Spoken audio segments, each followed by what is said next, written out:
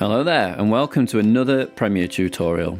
In this video I'll be showing you how to do the ghost effect. So this is one that students ask about all the time and it's really useful for stuff like music videos and short films. I'll be showing you two really quick ways in which you can do it. So here I've got my project set up and again I'm just using some stock footage off YouTube. So first things first, we want to duplicate the clip so that we've got two identical ones to work with. To do this, highlight your clip in your timeline, right click and select copy. Make sure you move the timeline cursor to a blank space. Right click again and select paste. Or you can use the keyboard shortcuts, Ctrl and C to copy and Ctrl and V to paste. So once you've duplicated your clip, move one so that it's on top of the other by clicking and dragging it. Next, right click on your top clip and go to speed/duration. We're going to slightly slow down this clip. For my video, I'm going to change the number to 90, but you can slow down yours as much as you like.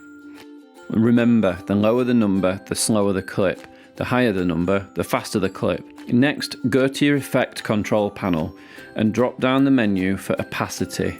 Again, the number here is your preference, but I'm going to decrease mine to about 70%. All there's left to do is play back your video and tweak the settings if you're not happy with it. But that's basically how to make a ghost effect. Another slightly different way of applying a ghost effect is to make it seem like there's an actual ghost in your video. Maybe for humour value or just to pull on the heartstrings a little bit.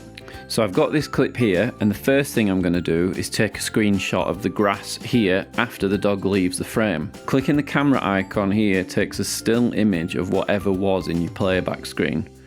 It'll ask you to name and save the file somewhere on your computer, then import this screenshot back into your project. Drag the file so it's on top of your clip.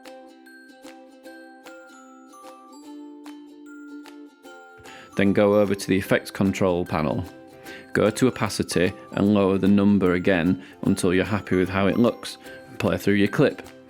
Just remember, in order for this ghost effect to be successful, you must use a tripod when filming your footage.